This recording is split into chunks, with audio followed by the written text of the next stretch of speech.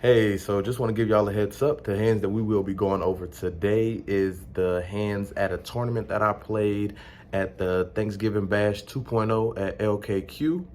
Um, I will be bringing y'all more tournament play. This is the first of many videos, so I hope you all like it. Hit that subscribe button. Thank you. We can see the hate come, but I never threw shade once. They been hating since the 7th grade, like way young. Don't thought shit won't take none. Street team, dirt road, OSA don't know where all these other niggas came from. Took a loss at 18, still stand tall like 8-1. Dwayne Johnson solid as a rock, they say the great one. Well, All right, so the first hand that we're going to look at here, I am in the small blind. We are in a 25K starting stack tournament. The blinds are 200, 300, 300, big blind ante. So we look down in the small blind at pocket queens, and it folds all the way around to the button, who decides to fire out for $900. And right after him, I immediately raise it up to 2,500. The big blind folds, and the button decides that his hand is good enough to come along, so he does decide to take a flop. Flop comes out, deuce of clubs, 9 of spades, 7 of hearts. And I continue to bet. I bet out for about 4/5 of the pot. Actually pretty high, but didn't want him to continue to try and draw to something. I would just go ahead and take that down or mess around and a king or an ace come out. So I did elect to fire out for $4,000, which was good enough to take the pot down. He does go ahead and fold, and we take that one in. Next hand we're looking at here, I am on the button. There is a middle position call for 300. I look down at ace queen suited of spades. I elect to raise it up to 1,600, and everyone folds. I take that one down. Not too interesting of a pot, but just decided to put this hand in there. Next hand that we're going to look at here, we are sitting in the big blind position with ace 3 of clubs. It folds around to the button, who elects to raise it up to 1,100. The small blind folds. I do elect to make the call, sitting with the suited ace and closing out the action. I elect to go ahead and make the call for 1,100. We go to a flop of 3 of spade, 7 of spade, 9 of spades. So we do flop bottom pair, but we do go ahead and elect to check it over to the pre-flop aggressor, and he elects to just check it back. The turn card comes, the jack of club. I could go ahead and fire out here, but the only thing I have is a bottom pair. Could see where I'm sitting at. Possibly rep a flush, but I wasn't sure if he was sitting with a flush and wanted me to bet into him, so I did just check it back, and he checked it back once again. And on the river was a 5 of spades, so it is 4 to the spade flush, and I have pretty much nothing here. I go ahead and check it over, and he checks it back. He shows 5 king of clubs. We were actually had him pretty dominated. He did get us on the river with a pair of 5s. No one has a spade, and he took that one from us. This next hand, I am sitting in the hijack position. The blinds are now 200, 400 with a big blind ante of 400. So 200, 400, 400. I am sitting in the hijack position. I look down at ace king suited. There is an under the gun call for 400, an under the gun plus 1 call for 400. It folds around to me. I elect to bump it up to 2,000, and the cutoff folds, and the button elects to re-raise it up to 6,500. It then folds back around to me. I check my cards once again, do confirm that I am looking down at ace king suited, and I elect to go ahead and make the call for 6,500. And the flop comes Jack 9-5 with two clubs. I do elect to check it over, and he elects to bet out for 10,000. And seeing that he could have been making this re-raise with pocket jacks possibly, or pocket queens that he think is still good, I do elect to fold and show him I folded ace king suited, and he shows us that he had pocket kings, and he had us pretty much only drawing to 3 outs in the deck. Good thing we were able to get rid of this one and didn't decide to do anything too crazy. Next hand we're looking at here, I am under the gun. Big blind is 400. It is a 200, 400, 400 ante steal.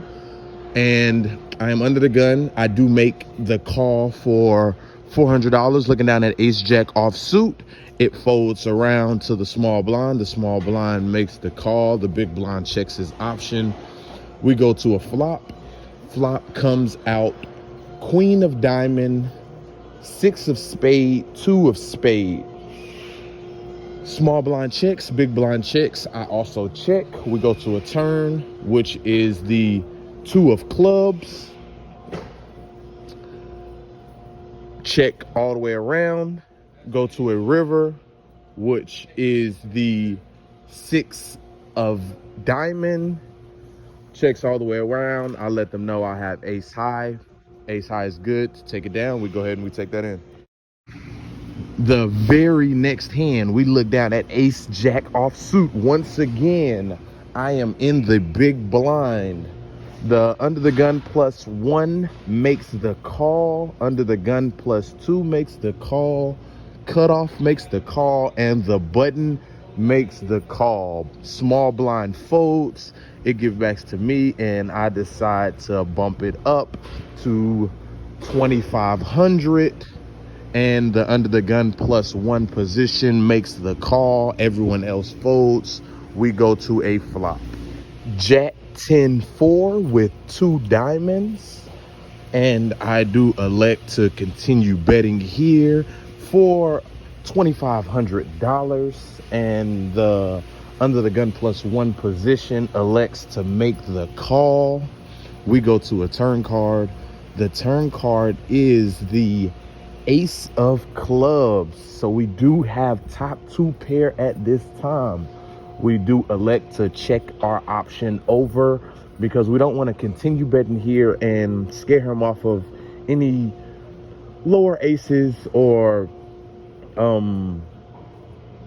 small pair that he hit, maybe a possibly a jack, or even a smaller pair that he might hit. So we do elect to check our option over to him, and he elects to check it back to us. We go to a river card. The river card is a queen, and we elect to bet out again for 2,500 additional dollars. Don't want to go too high just in case he did somehow stumble upon king 10 for straight. But we do still want to get value out of our 2 pair. So we do elect to bet for 25, and he makes the call. We go ahead and show 2 pair, aces and jacks, and we are good to scoop that one down. We take that pot in. Next hand we look at here, I am in the under the gun +1 position. I look down at king jack offsuit. I do elect to go ahead and just make the call here. Could be debated for me to make a raise, but I did just elect to go ahead and make a call here. And the under the gun +2 position makes the call. It folds back around to the button, and the button elects to bet 3,500 to continue. Just too much for me, so I go ahead and let this hand go. So I do go card dead for quite a little while. Not very many hands I picked up. I did pick up ace 10 suited on my button. I raised that one pre-flop and was able to go ahead and take that one down immediately. But other than that, we were card dead for quite a while. Maybe 2 orbits, possibly a little more. Very card dead for a while though, but we eventually picked up another hand. Finally, we do pick up a hand after being card dead for quite a while. We're in the big blind and we pick up ace queen of clubs, ace queen suited. It folds around to the low jack. The low jack makes the call. The hijack also calls. The button then decides that the blinds are not enough. They're sitting at 200, 400, 400. He decides to bump it up to 1,000. And after that, the small blind folds, and I decide that 1,000 is not enough. I bump it up to 4,500. The low jack folds, the hijack calls, and the button makes the call. We go to a flop. The flop comes queen, jack, 7 with 2 hearts. Yes, we do have top pair, top kicker. I am first to act. I elect to bet out 6,500. The hijack folds and the button makes the call. So we go to a turn card. The turn card is now the jack of clubs. So we do have 2 jacks on the board. Not the greatest card for us, but we should still be ahead. Pre-flop bet and a flop bet with top pair. I do think that we could still be ahead in this situation. So we do elect to bet out for 5,500, and the button once again makes the flat call. So we go to the river, and the river card comes out the 4 of diamond, which is a complete blank to the board that we have here. I do start to think, well, maybe he could have been sitting on a jack in the cut, somehow made it to the turn with a jack and spiked the turn. So I do elect to just check my option over to the big blind, to the button, and the button elects to go all in. Oh man, this is not a great spot. Not a great spot at all. We do have the button covered with an additional 6,300 onto what we have him covered for. So I ask him, damn man, are you sitting on a jack down there? Did you miss a flush? That's the only 2 hands I can honestly put him on right now, is maybe sitting on 1 jack, possibly sitting on pocket jacks with the pre-flop raise and then the call, flat call on the flop,